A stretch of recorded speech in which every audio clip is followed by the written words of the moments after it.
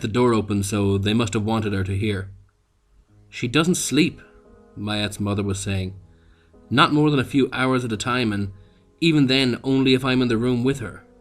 Last week, I left her for a minute to make tea, and when she woke up and found me gone, she started screaming. I've never heard anyone scream like that. The doctor cleared her throat. So, how long has this been going on? Weeks. Has your family physician seen her? Yes, he even prescribed something, but she won't take it. That's why he told us to call you. Can you help? We won't know until I talk to her. I'll go introduce myself. Should I come with you? It's better if you don't, but you can listen. If you're sure. This is what I do, Ms. Bautista. Let me work. Mayette heard footsteps on the carpet. She sensed, without turning around, the doctor's presence just behind her, and her mother hovering in the doorway. She said nothing. The doctor sat on the floor next to her chair. Hello, Mayette, she said. Mayette raised a hand in a half-salutatory gesture. It's nice to meet you. I've been talking to your mother and some of your friends. A lot of people are worried about you. They think I can help. If we talk a little, we can see if they're right. Mayette fidgeted with her fingers. They were feeling sluggish and tingly. It was something that happened whenever she was going on the third day with no sleep. She licked her lips before speaking. Are you a psychiatrist? No, there's not really a job title for what I do. You could call me a kind of counselor. I work with teens who are refusing conventional treatment for their problems. You're here to make me take the pills. I'm here to find out what's bothering you, and hopefully find a way to fix it. I'm not here to make you do anything you don't want to, so... Can we talk a little? Mayette shrugged. Why don't you tell me why you're afraid to sleep? I'm not afraid to sleep. I'd love to sleep. It's all I can think about. I'm afraid to wake up. I'm sorry. Because of the man who watches me. What man? Mayette shook her head. The light coming through the curtains was hurting her eyes, though there wasn't much of it. He's not a man, really. He doesn't even look like a man. He looks like some kind of dead animal. And he comes into my room and watches me sleep, unless someone else is here. I see. And what makes you think this? Mayette turned to look at the doctor for the first time, to give her a disgusted look. Because I wake up and find him here. And because I'm not the only one. My friends, he got them all. The doctor frowned. Tell me about it, she said. Mayette shrugged and turned away again. I've already told everyone, so I guess I can tell you too. It won't make any difference, she sighed. It started with Brienne. Your mother mentioned her. She was your best friend. Not really. Not for a while. But we still talked. She was the first person to tell me about it. It was a kind of ghost story, you know? She read it on the internet about a thing that comes into people's homes. And does what? Nothing, really, just watches you. People will wake up and see it there. Then what? The stories don't say. Sometimes it hurts people, other times it just watches. But they say that's actually the worst part. That when you wake up and find it there, and you know that it's been watching you, you're never the same.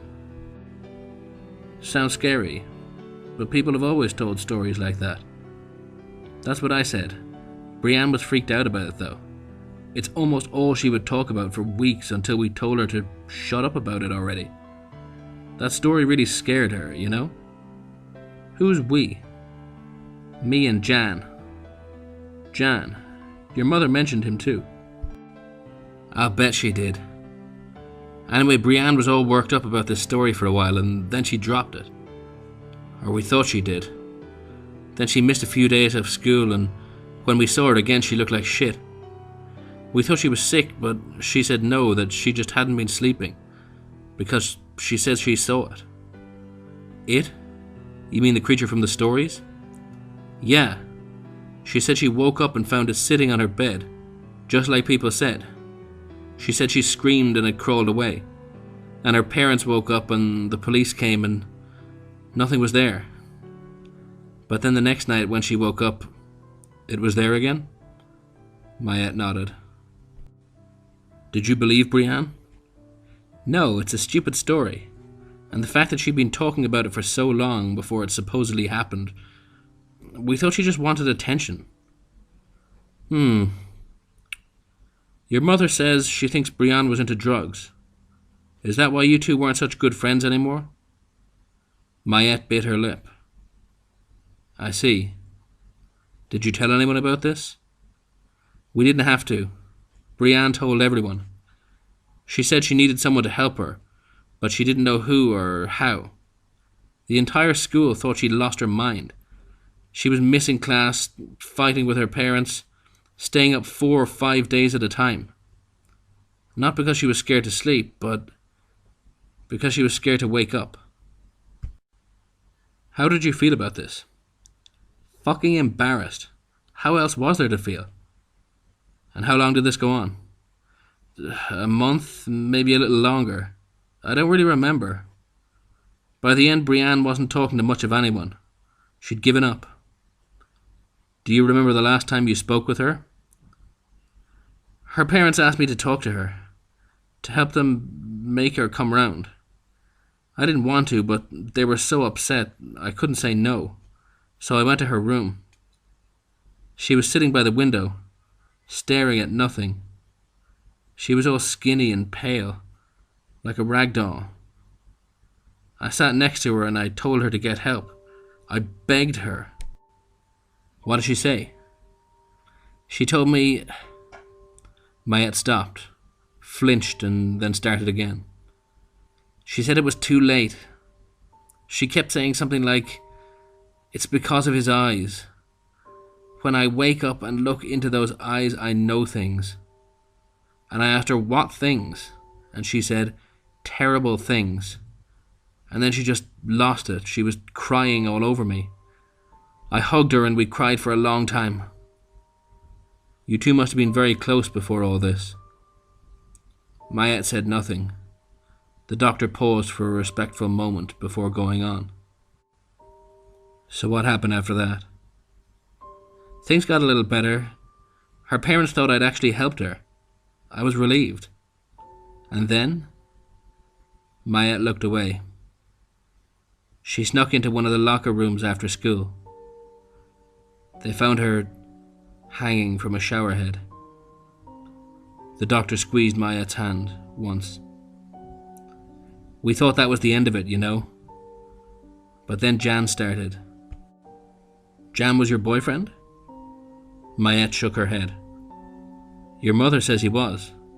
She said he was another thing that came between you and Brienne, that you'd fought over him. My mom says a lot of things. All right, what happened with Jan? He was pretty out of it after Brienne died. Everyone was. But he took it the worst. I spent a lot of time at his place. His parents are never around, and I didn't want him to be alone. Was he drinking? Mom just never shuts up, does she? Mayette sneered. Yeah, he was drinking. So what? Who wouldn't? That wasn't the part that worried me. He started seeing it too, didn't he? Mayette nodded. Then she began to cry.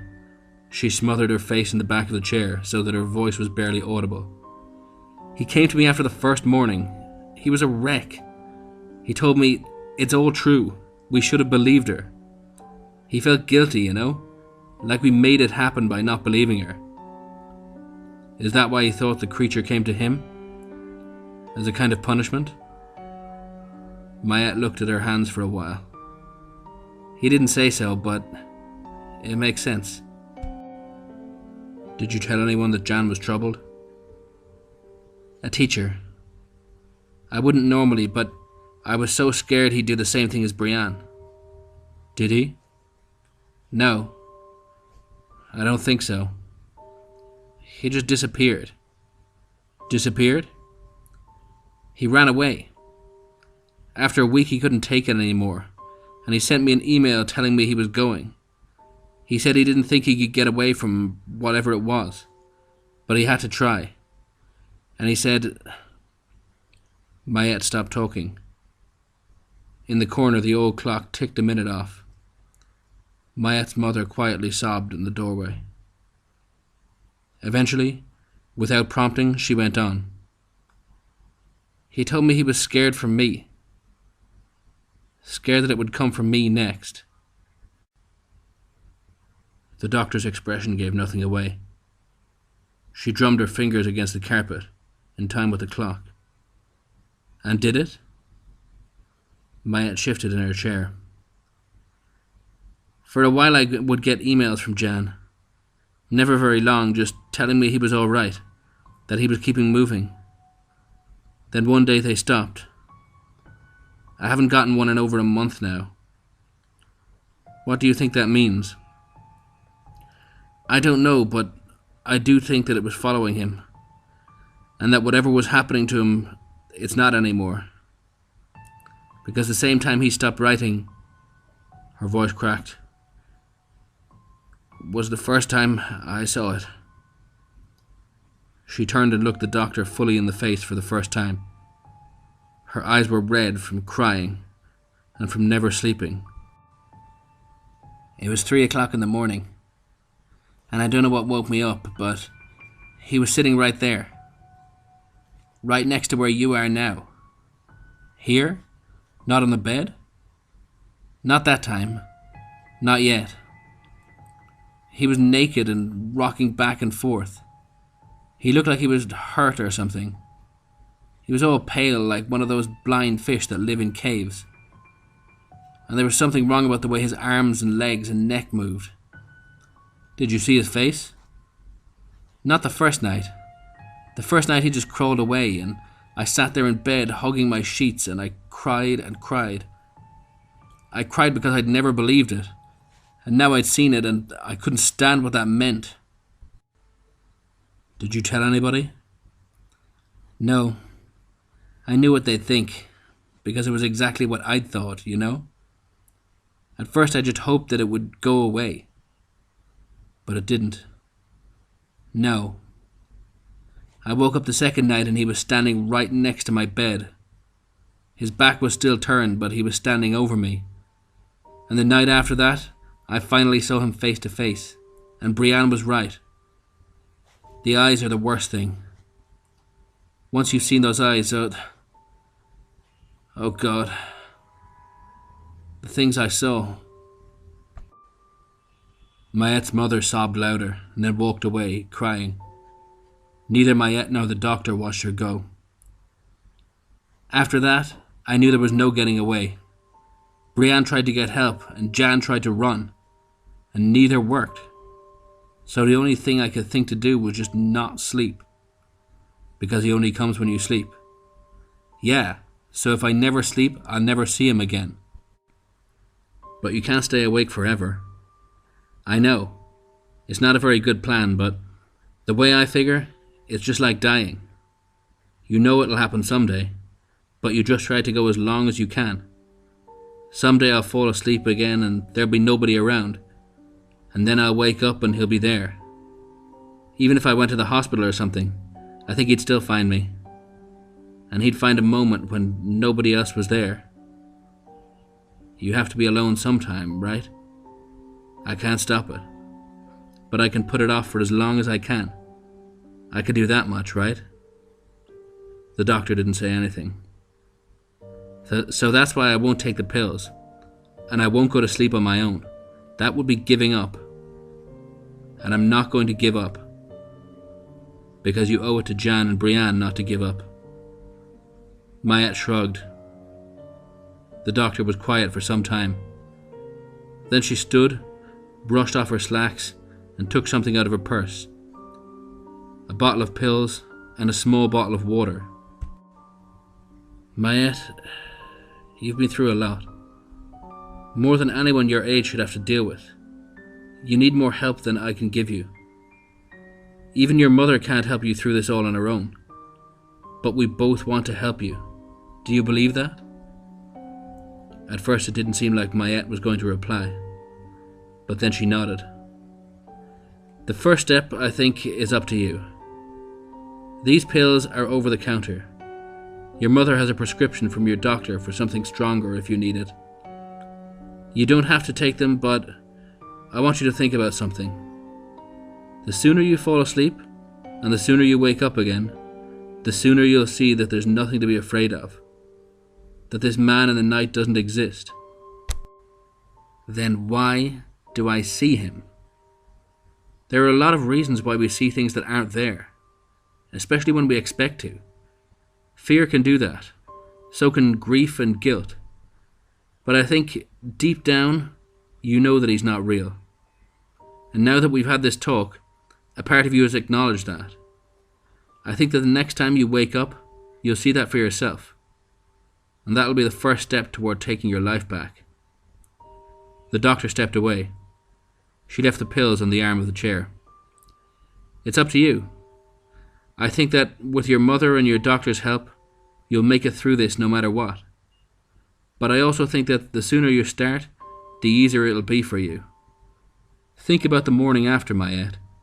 Think about how good it'll be. I want you to do that for me. And for you. Then she left. Mayette was alone. There was no more light coming through the curtain. Her room was growing dark. She turned on her side, looking at the little orange bottle and the water. The back of her throat hurt. And she listened, very, very carefully, for what she knew was there. The skittering sound of pale, hairless flesh sliding along the ground, and the gentle, almost imperceptible thump of misshapen limbs scrambling over each other. Was he here, even now? Had he been in the room, hidden all this time, even while she was awake? Sometimes she thought he was. He could even be right behind her chair, standing over her, watching her, ready to glide away or melt through the wall the moment anyone else came in, but always, always there. Mayette felt cold. She curled up into a ball, trembling, clutching at her hair. The doctor was wrong. Deep down inside, she knew that the rake was real, and that the next time she saw him, it would be worse than dying. She laid out in her bed, watching the shadows crawl over the ceiling. She squeezed the pills in one hand, the water bottle in the other. She shook two into her mouth, grimacing as she swallowed. She'd always hated taking pills. Then she took two more, and two more. She kept taking them until there were no more, washing them down with the tasteless water from the plastic bottle. She wanted out, but she didn't want to do it like Brienne.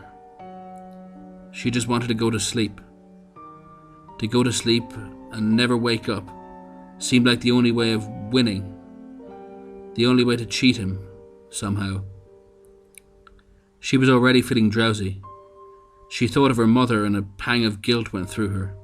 But it was too late now. The shadows on the ceiling swallowed the room, and her vision blurred at the edges. For a moment, she thought she saw something. A malformed silhouette stooped over her, with a cold, wet hand reaching for her face. But then, there was nothing, and she slept. The doctor sat at the kitchen table, a cooling mug of tea in her hand. Mayette's mother sat across from her, drinking hers. Her eyes had dried. "Thank you," she said. "I'm glad to help," the doctor said. "I think she'll take them. We can't say for sure, of course, but I think she will. The important thing is that it's her decision." "I suppose," said Mayette's mother. She turned her head at the sound of something moving in the hall, but nothing was there. She shivered without knowing why. "I really don't feel right about it, though. I hate trying to just knock her out with pills. I've never liked those things." "Well, there's no need to feel guilty about these ones," the doctor said, downing her tea in one gulp. "Why's that?" Mayat's mother said. There was that sound again, like something fumbling with a door, but there was still nothing there. The doctor grinned. "Ms. Bautista, there's nothing in those pills. They're just a placebo. Mayat will wake up in the morning, right as rain,